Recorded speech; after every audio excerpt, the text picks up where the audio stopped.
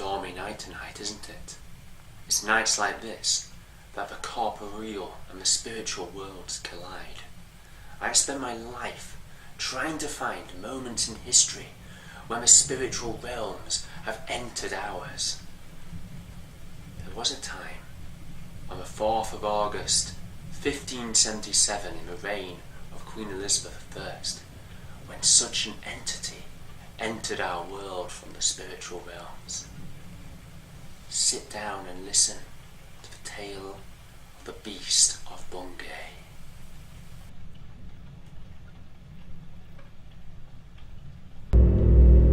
A mysterious event took place in the county of Suffolk. Of course, East Anglia is a place of many weird happenings. It is said that in the 16th century, every town and village had its own resident cunning man or witch. Green children were seen in Woolpit, mermen captured in Orford, and Dunwich, once a thriving seaport, was drowned by the sea. There is an account by Abraham Fleming that on the 4th of August 1577, in the sleepy village of Bungay, a terrible apparition attacked the parish. On the morning of that fateful day, as the congregation was seated for morning communion in the great flint church of St. Mary's, a great storm broke overhead. The church towers shaken by the thunderclaps, rain lashed against the stained glass windows, and a great furious wind ripped up through the aisle of the church. The clerk, who had unadvisedly gone to clean the guttering in the storm, was thrown to the ground by a clap of thunder, and the wires and wheels of the church clock were wrung in sunder and broken into pieces.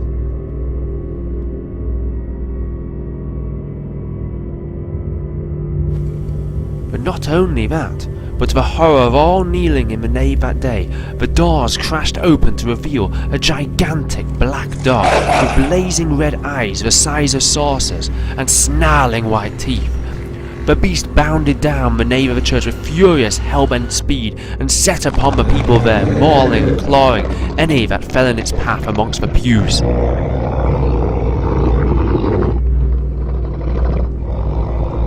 Abraham Fleming recounts the incident with bloody relish.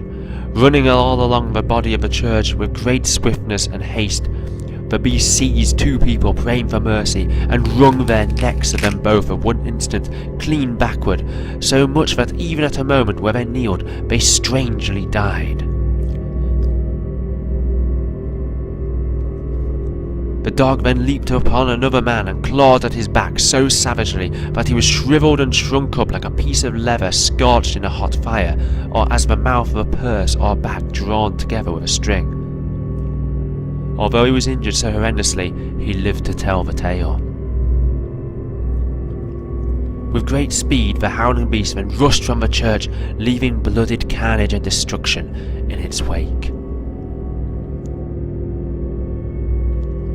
On the same day, the congregation had gathered 12 miles away in the church of Blytheborough, and as the storm reached the quiet little village, the beast appeared yet again. Hovering on one of the church beams, it leaped down upon the quaking gathering and began tearing at the people amongst the congregation. Down in the aisles, the great black dog injured many and burned the hand of a young boy. The dog then flew up to the belfry with such force the tower was damaged, and two men in the confined space of the belfry were attacked and ripped apart by the monster. Again the dog, after leaving many wounded or dying, fled the scene into the storm. The incident shook Blytheborough and Bungay forevermore.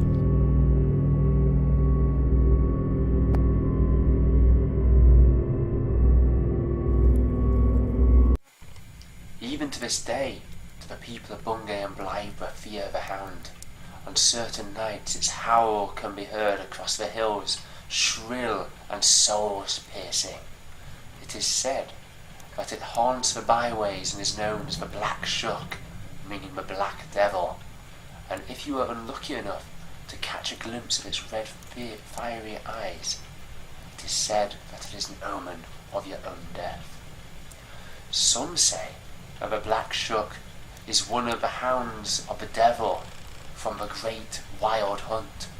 The Wild Hunt, it is said, would ride through from village to village, and on certain nights When the spiritual world and the physical world collide, the devil rides on his horse with all his black hounds baying at his side, taking any victims that he finds. So,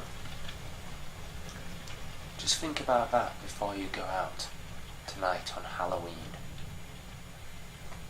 Sleep tight.